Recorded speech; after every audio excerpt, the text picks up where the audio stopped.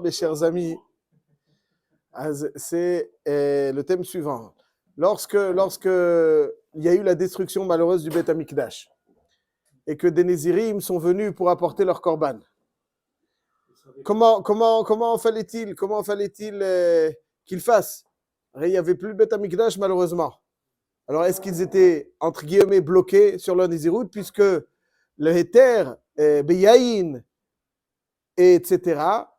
ne survient qu'après la Zrikat Dam. Or, il n'y avait plus de Zrikat Dam. Or, imaginons quelqu'un s'est engagé à une Nézirut et malheureusement, le Beth Amikdash est détruit. Il arrive au Beth Amikdash, malheureusement détruit. Alors, il voulait tellement offrir ses korbanot. Il n'y a plus de Beth Amikdash. Que va-t-il faire? Et c'est ce qui s'est passé. Nous disent, oh, Rabbi Shimon Hatzadik qui dit Furatara. Bon, irait. Oui, mais la question est, lui, qu'est-ce qu'il fait? C'est vrai pour les bêtes, ok. Mais lui, qu'est-ce qu'il fait? Comment va-t-il... Ma question est différente. Qu'est-ce que lui fait? Est-ce qu'il est libre de sa Nézirut ou pas? Il est libre de sa Nézirut ou pas? Ça, c'est ce que vous dites. C'est ce que vous dites. Alors, on va voir la Mishnah dans Masechet Nazir d'Aflamet Bet Amoud Aleph. Nous dit la Mishnah, alors on a vu qu'il y a moyen d'annuler une Nézirut, comme un Neder. Il y a deux façons d'annuler un Neder ou une Nézirut, Pétar et Charata. Charata, c'est rétroactivement, je me rétracte. Je regrette avoir fait la Nézirut Bichlal. J'aurais pas dû me priver de vin à aucun moment. Je sens que ça me déséquilibre. Ça, c'est la Charata. Et il y a Pétar qui dit, oui, la Nézirut en elle-même, elle me plaît. Me priver du vin, c'était parfaitement positif. Mais il y a un élément qui m'a échappé. La Nézirut en soi, elle était positive. Mais un élément qui m'a échappé que si j'avais pris en compte, j'aurais pas fait de la Nézirut. Alors, là, donc ça c'est Pétar. Alors maintenant, la Mishnah introduit le thème suivant.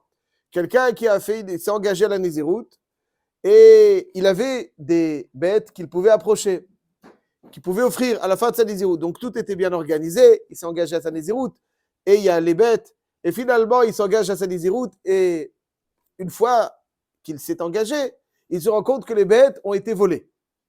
Et il se dit, mince, bon Shalom, si j'avais su que ces bêtes allaient être volées, je ne me serais pas engagé à la Nézirut, j'ai pas de quoi apporter des korbanot.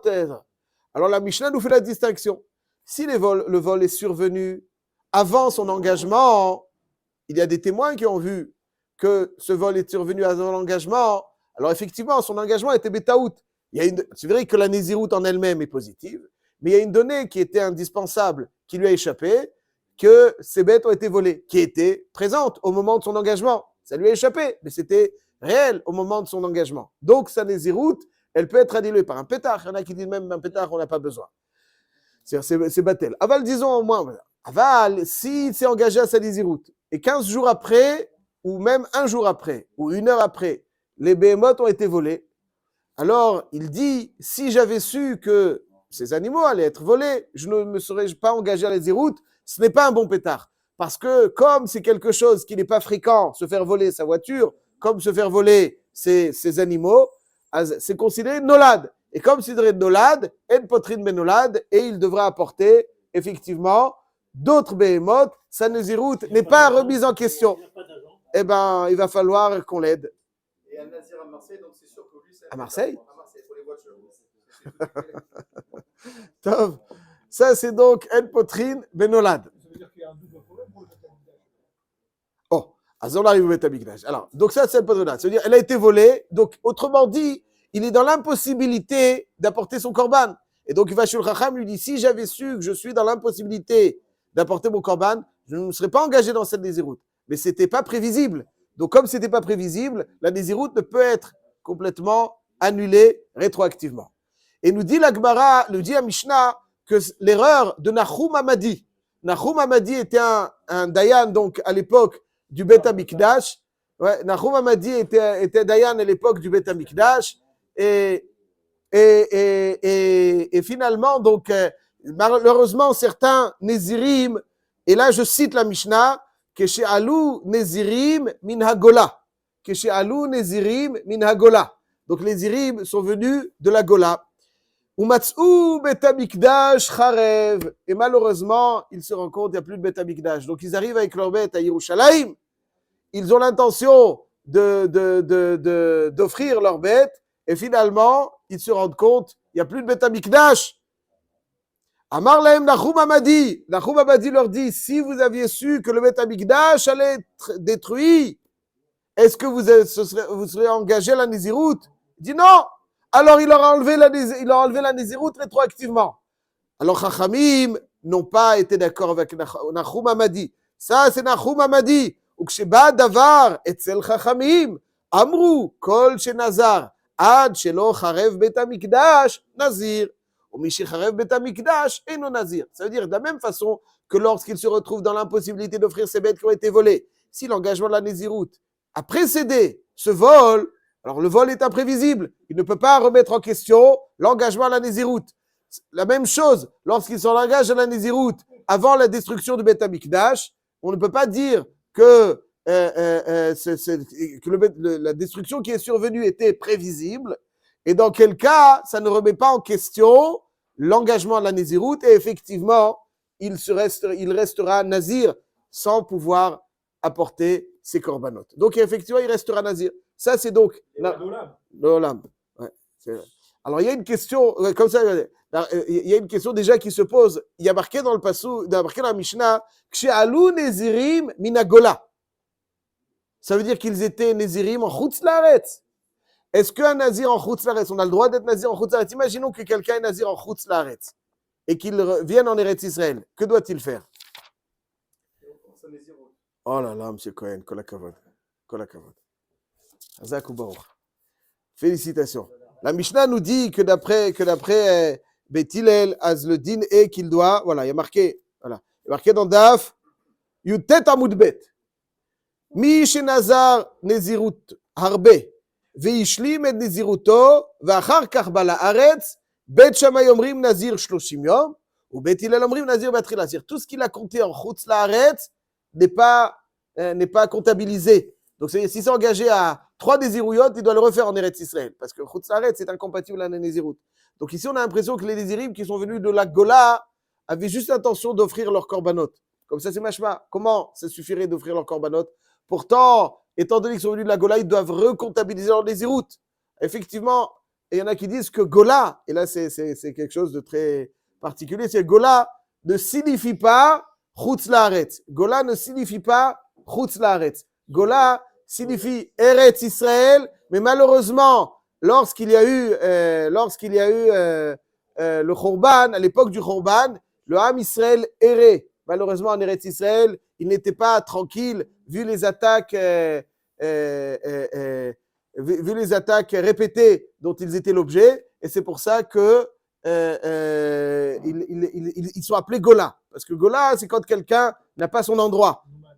Nomade. On peut être en Eretz Israël et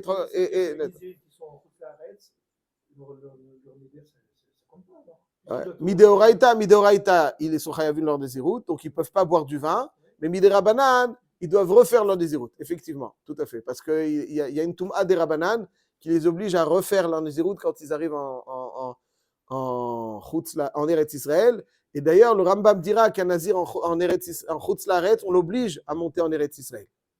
On l'oblige à monter en Eretz Israël. Ça c'est pour faire sa Nézirut, effectivement. Ça c'est donc le Yesod qui a marqué ici. Et poursuit la Gemara, mes chers amis. Donc on voit ici que le Khorban Habayit, c'était Nolad. Le Khorban Habayit, c'est Nolad. Nolad, ça veut dire que si un Nazir, il s'est engagé à un mois de Nézirut, et qu'ensuite survient le Khorban Habayit, c'est quelque chose qu'il ne pouvait pas prévoir. Comme ça, on voit dans la Gemara. Et la Gemara nous dit que, a priori, un mois avant le Khorban, le Ham Israël, au moins un an avant le Khorban, même il savait que ça allait être détruit. Alors, il y a un passage dans la Navi Irmia, un passage toujours qui me touche, que je vais vous lire très rapidement, le chapitre Perek Zayin de Yirmia, qui est nogué à la Parashat HaShavua. Hachem demande à Yirmia de transmettre au Ham Israël le message suivant.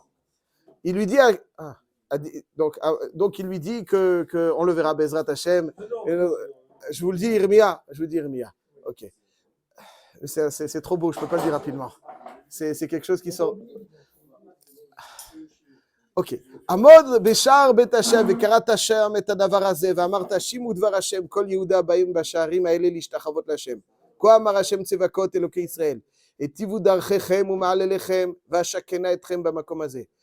אל תבטחו לכם אל דברי השקר, לאמור, היכל אדוני, היכל אדוני, היכל אדוני המה.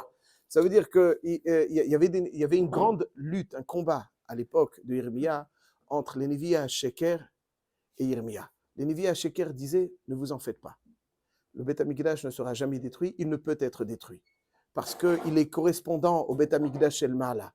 Et le Beth Amikdash El Mala. Donc, les Nevi HaSheker, il y a des noms de Nevi HaSheker qui luttaient contre Yirmia. Donc le combat était, le Ham Israël donc, était quelque part réconforté à ne pas changer leur mode de vie parce qu'il y avait ces Nevi HaSheker. Et Yirmia luttait, dit, ne dites pas Echal Hashem, Echal Hashem, Echal Hashem, Ema. Ne dites pas parce qu'il dit, la structure d'accueil, c'est vous qui la constituez à travers votre comportement. Il leur dit, à un moment, il dit une phrase qui, il dit, Aganov, Ratsoach, Venaof, Vishaver la Sheker, Vekater la Baal, Vealoch Acharei Elohim Achirim Asher Lo Yidatem. Vous êtes dans une course effrénée vers les Shtuyot. Et ensuite, Uvatem, Va'amadtem, Lefanai Babait Hazeh, vous venez à la synagogue. Je me rachète en venant à la synagogue. Et il leur dit, Va'amartem Nitzalnu, ça y est, je suis venu à la synagogue, c'est bon. Ameharat Paritzim Aya Bait Hazeh. Est-ce que ma maison est devenue un refuge de brigands? Ameharat Paritzim Aya Bait Hazeh. Donc il y avait cette lutte, et là, Yirmia est là en train de les secouer. Donc il dit que même s'il savait, parce que Yirmia les prévenait, mais il ne savait pas que ça allait été aussi subi et aussi rapproché, donc c'est pour ça que les destructions de Tamikdash est considérée nolad. C'est pour ça qu'ils resteront. Voilà, donc c'est pour ça qu'on considère ça nolad, et c'est la raison pour laquelle donc ils devront rester.